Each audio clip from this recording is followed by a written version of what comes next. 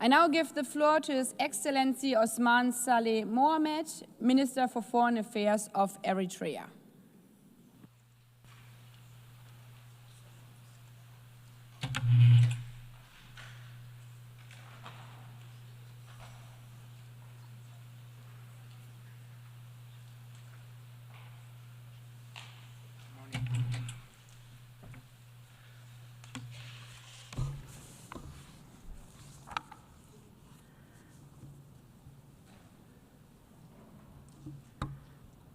Good morning. Your Excellency, Ms. Annalena Borbak, President of the 8th session of the United Nations General Assembly.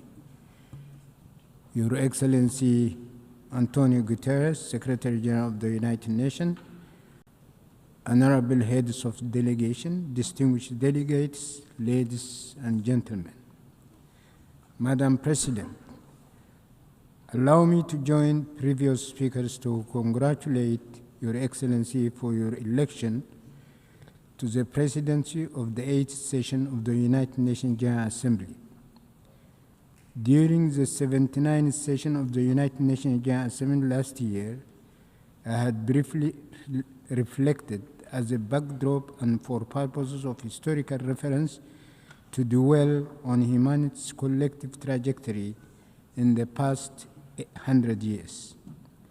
In this regard, the defining features of this century can be summed up by failure of the League of Nations, established in the aftermath of the First World War to guarantee the lofty objectives of peace, economic growth, and prosperity for humanity as a whole. Opportunities lost even after the United Nations was subsequently formed in 1945 and until the end of the Cold War, and reckless and dangerous trends set in motion in the prevalent unipolar world order in the last 30 years. As we all agree, the League of Nations and the United Nations were originally conceived as viable architectures of global governance to advance the pronounced lofty objectives that we all cherish. In this respect, and at a time when humanity is aspiring for a transition from the old, defunct global order to a new one, the overarching quest must revolve around finding outside tangential ideological acrimonies, indeed solutions to fundamental and outstanding problems that our global community continues to grapple with. Economic injustice has remained the primary challenge for mankind and all the peoples as a whole since ancient times, from primitive social systems to the epochs of slavery and colonization, all the way until our contemporary times in a developed 21st century.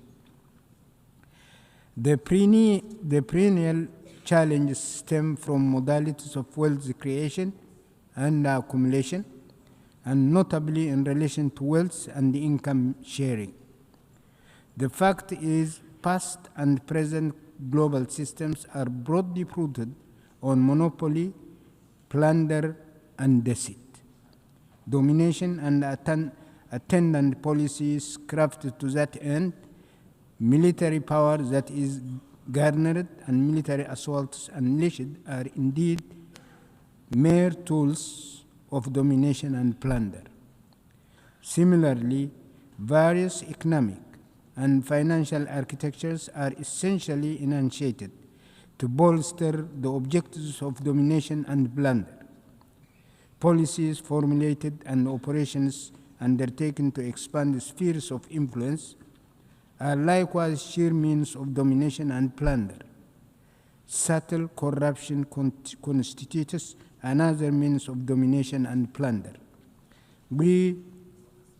Wars, conflicts, and crises are also stoked and aggravated for the sole purpose of domination and plunder. Tools of propaganda and deception are weaponized for similar objectives.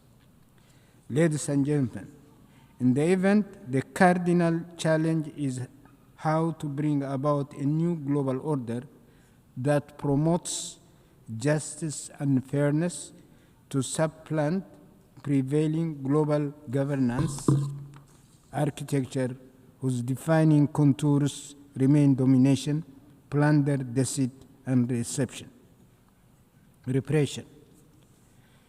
Spiraling oppositions underway in various parts of our world, including in the developed and industrialized regions, through expansive popular demonstrations against dire economic trends and debilitating debt anchored by governments, are only the tip of the iceberg. But what is extremely preoccupying is the appalling economic situation in the underdeveloped countries, and more specifically in the marginalized African continent. Although the details can be assessed on a case-by-case basis, most of Africa's economy remains primitive. Africa remains a continent where raw materials are exported to the so-called developed economies for nominal prices, in which manufactured finished products are imported at highly inflated prices, where the economies are afflicted by huge losses in job opportunities, in which human capital and meager professional and skilled manpower are drained due to migration and brain drain, where presiding regimes lavishly waste borrowed money but cynically flaunt semblance of progress while burdened by mounting debt, are embroiled in corruption and political servitude to external forces, are afflicted by instability due to domestic polarization and endemic crisis, and where they face rapid population growth as well as imminent challenges and disasters. The scenario is very bleak indeed. Why was mankind's mission in the new century unsuccessful? The cherished mission does not contain novel and sophisticated inventions or ideological and philosophical dimensions. The values of the missions invoked and that underpin the struggle during the epochs of slavery have not changed whatsoever in this so-called new 20th century. The aspirations of mankind are: 1, to fairly own their economic resources and the fruits of their work and march on a sustainable path of generational progress and prosperity by accumulating wealth. 2, to secure peace and stability in order to guarantee prosperity and economic growth. 3, to ensure prevalence of fairness and justice as vital prerequisites for peace and stability. To promote mutual respect, complementarity, and cohesion integration, so as to bolster widest regional and global peace and stability, as well as mutual growth. 5, to establish appropriate legal executive structure and associated mechanisms for the implementation of these fundamental human aspirations. Ladies and gentlemen, although mankind's aspirations have not been realized as yet, its cherished aspirations cannot be shelved or postponed. Failure to achieve the desired objectives can only spur stronger resilience and greater moral imperative. In the event, the timely and pressing task for all the peoples of the world is to strengthen their organizational and coordination mechanisms in order to prevail against perennial injustices, domination, deceit, coercion, intimidation, plunder, and monopolization, whatnot.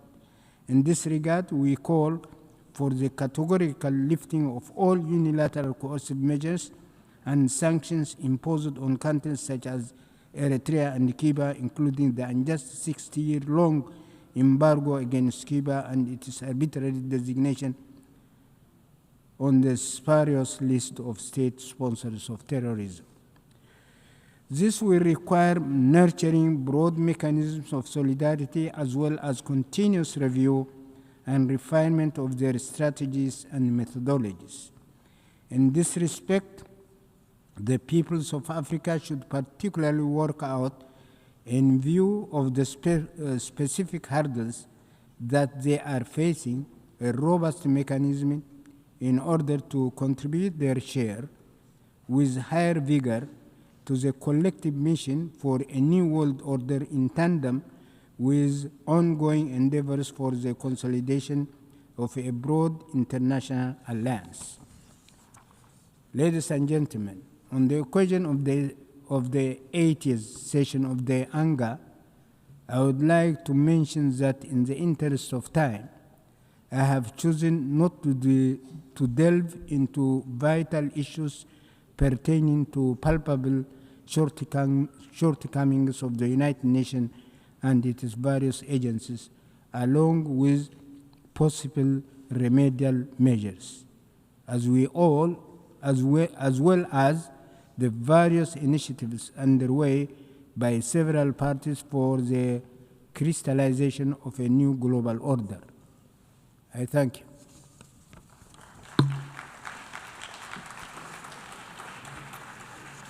I thank the Minister for Foreign Affairs of Eritrea.